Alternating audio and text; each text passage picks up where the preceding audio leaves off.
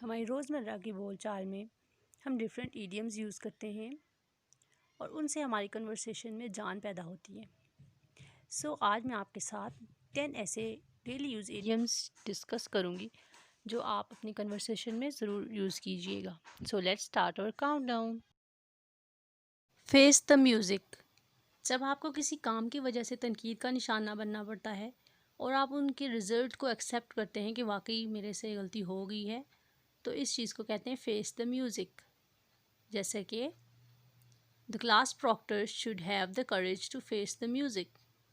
کیونکہ اکثر کوئی نہ کوئی غلطی ہو جاتی ہے اور اکثر کلاس پوری کا ملبہ جو ہوتا ہے وہ پراکٹر کے اوپر آتا ہے اور وہ چپ ہو کے سنتی ہے جو ڈانٹ اسے پڑتی ہے یا ٹیچر اسے کچھ کہتی ہیں. تو the class proctor should have the courage to face the music. یا پھر ہم کہہ سکتے ہیں کہ اگر آپ سویرے نہیں اٹھے اور آپ کو اپنی پیرنٹس سے ڈانٹ پڑی ہے یا آپ کو تنقید کر رہے ہیں تو آپ اس کو ایکسیپٹ کریں گے.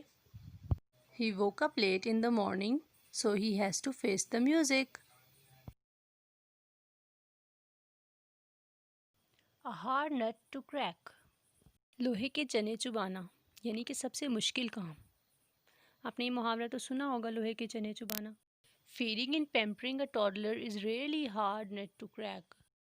یعنی ایک بچہ جو کہ ٹاڈلر ہوتا ہے، بھاگ رہا ہوتا ہے، بھاگنے کی ایج کا ہوتا ہے، اس کو کچھ کھلانا پلانا اور اس کو ریڈی کرنا، پیمپر کرنا ایک انتہائی مشکل کام ہے، سب سے مشکل کام ہے، اور یہ لوہے کے چنے چبانے کے برابر ہے. اسی طرح اگر کسی کو فزکس کی ایکویشنز میں انٹرسٹ نہیں ہے تو وہ کہہ سکتا ہے کہ for me physics equations are hard nut to crack. Drop me a line. اس کا مطلب ہے کسی کے لیے میسج چھوڑ دینا. اور to write to someone. My pen friend usually drops me a line in the middle of the year. میری قلمی سہیلی یا میرا قلمی دوست مجھے سال کے درمیان میں لکھتا ہے. آپ یہ بھی کہہ سکتے ہیں کہ I hope she will drop me a line soon. کہ میں امید کرتی ہوں کہ وہ مجھے بہت جلد لکھے گی. Apple of my eyes. آنکھوں کا تارا ہونا. I have a son and he is an apple of my eyes.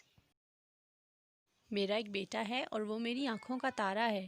یہ ایڈیم زیادہ تر پیرنٹس اپنے بچوں کے لیے یوز کرتے ہیں. Heart goes out.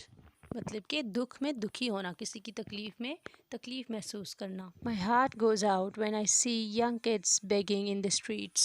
بچوں کو گلی میں بھیک مانگتا دیکھ کے میں بہت تکلیف محسوس کرتی ہوں. آپ یہ بھی کہہ سکتے ہیں کہ thinking about earthquake victims my heart goes out. میں زلزلے کے متاثرین کا سوچتی ہوں تو مجھے بہت تکلیف محسوس ہوتی ہے. ABC of something یعنی کہ بیسک نالج کسی چیز کے بارے میں. Before you become a nutritionist, you must know ABC of food and nutrition. یعنی ماہر غذائیات بننے سے پہلے تمہیں بیسک نالج ہونا چاہیے فوڈ کا اور نیوٹریشن کا. Ignorance is bliss.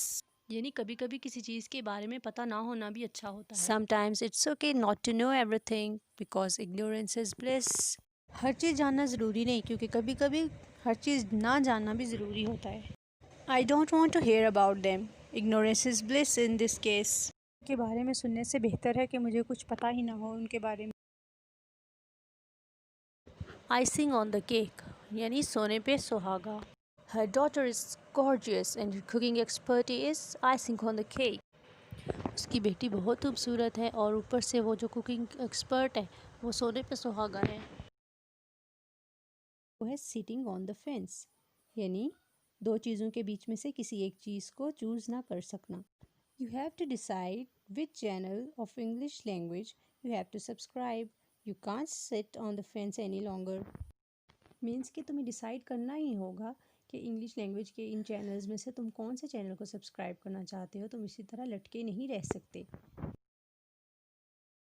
Now the last. A penny saved is a penny earned. بچانا بھی پیسے کمانے کے برابر ہے. یعنی ہم بچائیں گے پیسے تو وہ کمانے کے برابر ہی ہوں گے، وہ مشکل وقت میں جو ہمیں کام آئیں گے اس لیے. So I put aside 10% of my husband's income because a penny saved is a penny earned.